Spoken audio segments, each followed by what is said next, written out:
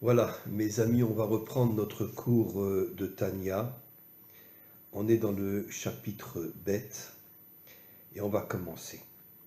Kol hakarov el Hashem v'yeter se'et ve'akba lemala ma'ala tzarich liot yoter shafel ve'ruach lemata mata.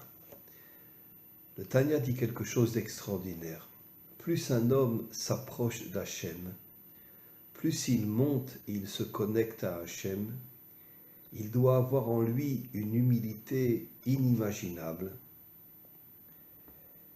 Kemo shekatuv merachok Hashem nirali, et il est marqué je vois Hachem de loin, mais en vérité c'est pas je vois Hachem de loin, c'est que je casse mon orgueil, je casse mon ego, je casse toute, on pourrait dire, la gloire que j'ai en moi, et je m'annule complètement devant Hachem.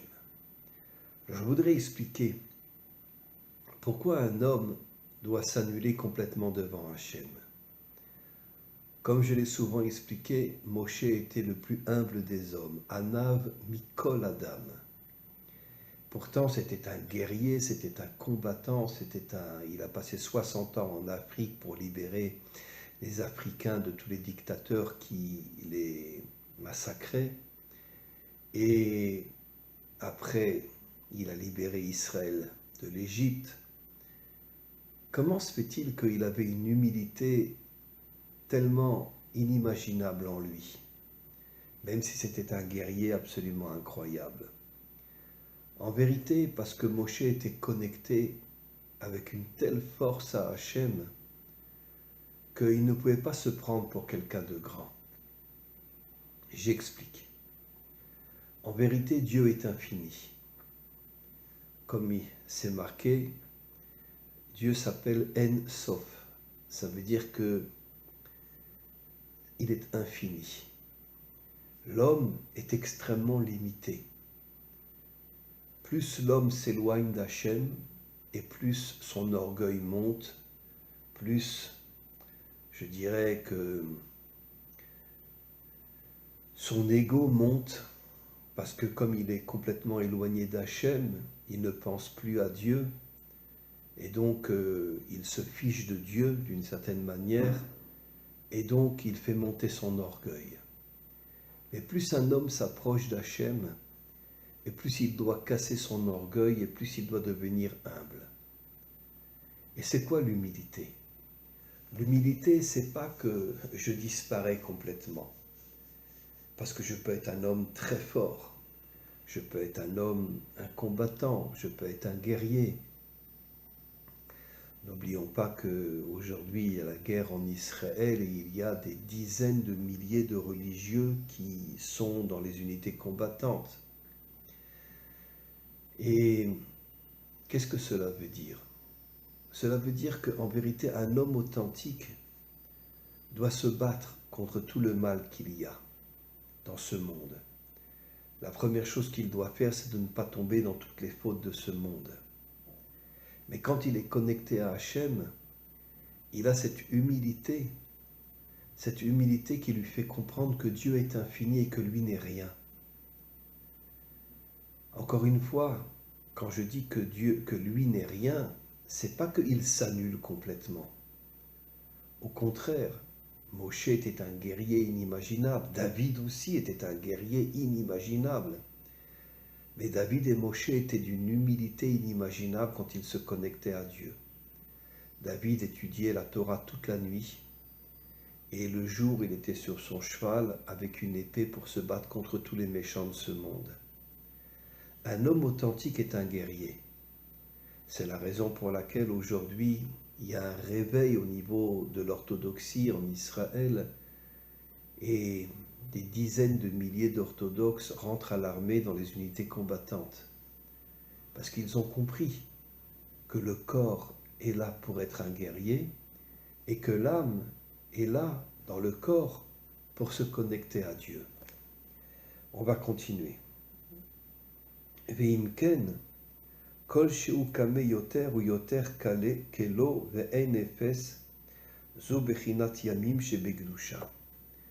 plus un homme se connecte à Dieu, et plus il fait rentrer en lui l'humilité, plus, d'une certaine manière, il disparaît devant Dieu. Mais n'oublions pas qu'au niveau du corps, c'est un véritable guerrier, un véritable combattant. Parce que l'homme authentique, c'est quoi? L'homme authentique, il a un corps et il a une âme. Son âme le rend humble devant Dieu, mais le corps lui permet de se battre contre toute la méchanceté qu'il y a dans ce monde. Et la première chose que l'homme doit faire, c'est de ne pas tomber dans toutes les fautes qu'il y a dans ce monde. Et donc, Vezui Gamken Midato Shel Yaakov. Yaakov était aussi un homme d'une humilité inimaginable. Pourquoi? Parce que Yaakov représente l'unité, Tiferet, qui est l'unité. C'est quoi l'unité? C'est l'absolu contraire de l'orgueil. C'est quoi l'orgueil? Et moi, et moi, et moi. C'est quoi l'unité? Je me lie à quelqu'un qui n'est pas comme moi, mais qui est quelqu'un de bien, quelqu'un d'authentique, quelqu'un de vrai. Et je me lie à lui parce que je sais que même si nous ne sommes pas dans la même vision des choses, je sais que c'est un homme bien. Et la chose la plus importante que l'on doit regarder dans ce monde, c'est l'homme. Si l'homme est un méchant, évidemment, on ne se connecte pas à lui. Au contraire, on le détruit. Mais si l'homme est un homme bien, même si il n'est pas comme moi, même s'il a une autre religion, mais je vois que c'est un homme très bien et je me connecte à lui. Je vais vous apprendre quelque chose. J'ai un pasteur protestant qui vient depuis plus de 20 ans à mes cours. C'est un homme exceptionnel, un homme qui vit en Israël depuis des années, qui aime énormément, énormément les Juifs, bien qu'il est pasteur protestant, mais il a tout compris. Et c'est pour ça que chaque fois que je le vois, je le serre dans mes bras, etc. Parce que j'ai compris que c'est un homme exceptionnel. Ce que l'on doit faire, c'est regarder l'homme et comprendre que même s'il a une autre religion, même s'il pense différent de moi, je regarde l'homme. Et si l'homme est un homme bien, alors je me lie à lui. N'oublions pas que j'ai énormément d'élèves qui sont des Bnei Adam dans le monde. Et ce sont des gens exceptionnels, des gens extraordinaires. N'oublions pas que le Mashiach va reconstruire les 70 nations adamiques et que les 70 nations adamiques vont se connecter à Israël. Et Israël, les 70 nations adamiques seront d'une unité absolument inimaginable. Pareil entre les 70 nations adamiques qui s'aimeront et qui se respecteront. Et après la vue du Mashiach, le monde sera un monde d'unité inimaginable. Et finalement, le seul qui régnera dans ce monde, ça sera Dieu, ça sera Hachem. On va continuer. Au Biyur Inyan, alors là le Balatania va dire quelque chose d'extraordinaire. Ki gdolat tzedaka mikol ha-mitzvot, shemehem naasim levushim la neshama, animshachim me'or en sof, bebrinat sovev kol almin. Alors, le Balatania dit, la plus grande de toutes les mitzvot, c'est la tzedaka. Aider ceux qui sont dans la pauvreté, aider ceux qui n'ont pas d'argent. Pourquoi la tzedaka? Regardons le mot tzedaka. Le mot tzedaka, c'est 189. 189. Et il y a quelque chose d'absolument incroyable. 189. Le 100 fait allusion au Keter. Le 8 fait allusion à la Bina. Et le 9 fait allusion à la pureté sexuelle. Ça veut dire quoi? un homme qui donne la tzedaka, c'est un homme bien. Un homme qui, encore une fois, est au niveau du Keter, il prend la couronne d'Hachem, il devient un roi. Nos maîtres nous disent un roi, c'est pas un taré qui est assis sur son trône. Un roi, c'est un homme fort, un guerrier qui défonce tous les obstacles pour se frayer un chemin. Ça, c'est un roi authentique. On a tous une étincelle de roi en nous si on est des hommes authentiques. Le 8, c'est la Bina qui donne des forces absolument incroyables à l'homme. Et c'est ce qui lui permet de ne pas tomber dans toutes les fautes de ce monde. Et c'est le 9, 9 fait allusion au Yesod, 189. Et donc, un homme qui est propre, un homme qui est authentique, un homme qui est juste, un homme qui est vrai, il va donner la tzedaka, il va aider ceux qui sont dans le besoin, ceux qui sont pauvres. Pourquoi le Baal HaTanya dit que la tzedaka c'est la plus grande de toutes les mitzvot? Parce que d'un autre côté, la tzedaka c'est l'unité. Quand quelqu'un est orgueilleux, quand quelqu'un ne pense qu'à lui, il ne donnera jamais d'argent à des pauvres. Mais quand quelqu'un est humble, quand quelqu'un a la couronne d'Hachem, quand quelqu'un a les forces de la Bina, et il ne tombe dans aucune faute, c'est le 9, le Yesod, la pureté sexuelle. À ce moment-là, cet homme-là comprend qu'il doit aider ceux qui sont dans le besoin pour créer l'unité dans le monde. Et c'est quoi en vérité l'unité? Comme il est dit, Shema Yisrael Hashem Elokeinu Hashem Echad. Dieu veut l'unité dans ce monde. L'unité, c'est-à-dire que la première chose que l'on doit faire, c'est aider ceux qui sont dans le besoin, ceux qui n'ont pas d'argent. On doit les aider. Je voudrais juste préciser une chose très importante. Il y a beaucoup d'hommes qui se déguisent et qui se font passer pour des pauvres, mais en vérité, ce n'est absolument pas la vérité. Quand je parle du vrai pauvre, je parle de quelqu'un qui, on voit qu'il n'a rien. Et on doit l'aider pour créer l'unité entre lui et moi. Et c'est une chose très très importante. Veikaram shachazu me'or ensof ou levush ve'or makif les yud sfirot. Alors ici, le Baal HaTanya dit quelque chose d'extraordinaire. Le Or Ensof, qui est la lumière infinie de Dieu, entoure les 10 attributs divins et Anikraot Beshem Memale Kol Almin. Et en vérité, au moment de la délivrance finale, la lumière qui est autour de ce monde éclairera ce monde. Pour l'instant, la lumière est complètement cachée dans le monde matériel. C'est ce qu'on appelle le Or Haganouz, la lumière cachée.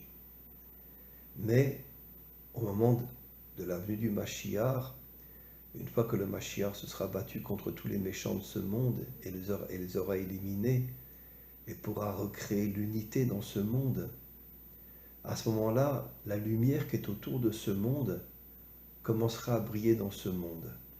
C'est ce qu'on appelle le Or Haganouz, la lumière cachée. Cette lumière va commencer à briller dans ce monde. Et c'est quoi cette lumière? C'est tout simplement la lumière de Dieu. Dieu se dévoilera dans le monde matériel, comme disent nos maîtres, Nitava, Kadosh Borou, Liot Lodi, Rabatartonim. Tout le désir de Dieu, c'est de se dévoiler dans le monde matériel. Pourquoi? Parce que Dieu veut aussi l'unité. Il ne veut pas rester dans le ciel. Notre Père qui est aux cieux, c'est le plus grand mensonge qui existe.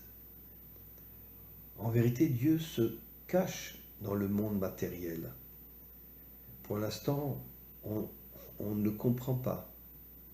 Avec toutes les catastrophes qu'il y a dans ce monde, on ne peut pas le comprendre. Aujourd'hui, il y a la guerre en Israël, il y a des tas de civils qui sont morts, il y a presque 200 prisonniers à Gaza, il y a beaucoup de soldats qui sont morts aussi. On ne peut pas comprendre Hachem. Mais d'un autre côté, il faut la émouna. C'est quoi la émouna? La émouna, c'est Hachem, je ne te comprends pas. Mais d'un autre côté, j'ai confiance en toi. Je sais qu'un jour tu nous expliqueras tout ce qui s'est passé dans ce monde. Je peux juste rajouter quelque chose. Pourquoi ce monde est plein de catastrophes? Parce que la grande majorité des hommes ne sont pas religieux. La grande majorité des hommes ne sont pas connectés à Dieu. Et donc c'est pour ça qu'en vérité, Hachem envoie des catastrophes dans ce monde pour essayer de ramener l'humanité vers Dieu. Ce n'est pas une chose simple, ce n'est pas une chose facile. Je vous dirais que quand les Juifs sont sortis des camps de concentration, la majorité étaient des Ashkénazim, ils ont tous abandonné Dieu. Parce qu'ils ont traversé de telles catastrophes dans les camps de concentration qu'ils ne pouvaient plus croire en Dieu. Même la Emouna, ils n'avaient plus. Et puis bon, le rabbi de Lubavitch a envoyé des messagers dans le monde entier et il est arrivé à ramener énormément de personnes vers la Torah et vers Dieu. Le rabbi de Lubavitch était un homme d'action inimaginable. N'oublions pas qu'à Paris, il a étudié à la Sorbonne. Et c'était un homme d'action inimaginable. Un homme qui comprenait que le corps doit être dans l'action et l'âme doit être connectée à Dieu. Et donc, c'était un homme d'action. Rabbi Nachman aussi était un homme d'action inimaginable. N'oublions pas que quand il était jeune, il rentrait dans des cafés, il voyait des tas de juifs avec des prostituées, il leur parlait, il leur disait « mais comment on pouvait être avec des prostituées ?» Essayer de revenir vers Dieu. Et dans l'action, il a ramené énormément de personnes qui ont abandonné les prostituées et qui revenaient vers Dieu. Après, il est parti en Israël pendant la guerre. Il y avait la guerre entre la Turquie et, je crois, je ne sais plus quel pays. Et il est arrivé à traverser la Méditerranée, arrivé en Israël. Et il a choisi justement de partir pendant la guerre. Parce que c'était un homme fort. Un homme d'une puissance inimaginable. Il avait des épreuves inimaginables. Il a perdu sa femme, il a perdu la plupart de ses enfants, il a perdu la plupart de ses petits-enfants. Et lui-même est mort à l'âge de 38 ans. 38 ans. Comme le Harizal. Le Harizal aussi est mort à l'âge de 38 ans. D'ailleurs, beaucoup disent que le Harizal s'est réincarné dans Rabbi Nachman. Pour moi, mes deux plus grands maîtres, c'est le Rabbi Lubavitch, que j'appelle la couronne d'Israël, et Rabbi Nachman. Ce sont les deux plus grands maîtres de tous les temps. Et quand je lis des Mahamarim du Rabbi Lubavitch ou des Mahamarim du Rabbi Nachman, je retiens mes larmes, parce que c'est tellement fort, c'est tellement puissant, c'est tellement extraordinaire. En tous les cas, je reviens maintenant à ce texte.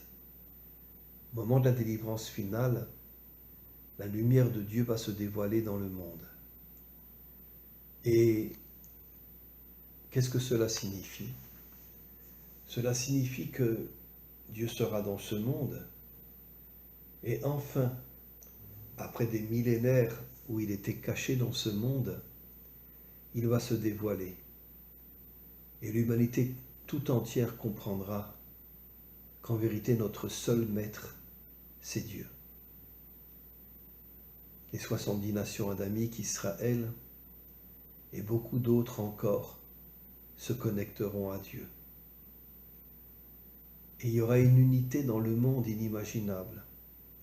N'oublions pas que Ishmaël a fait une teshuva inimaginable et est revenu vers Dieu. Ici en Israël, je vous l'avoue, j'ai beaucoup de musulmans, je sais que ce sont des descendants d'Ishmaël, qui sont des gens extraordinaires et qui aiment beaucoup les Juifs. Bon, ils ne le disent pas parce qu'ils ont peur de se faire tuer, parce que la majorité des musulmans ne sont pas des descendants d'Ishmaël, comme le Hamas, comme le Hezbollah, etc. Aujourd'hui, on a la guerre avec le Hezbollah et le Hamas.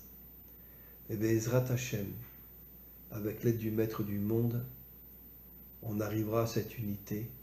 Amen ve Amen.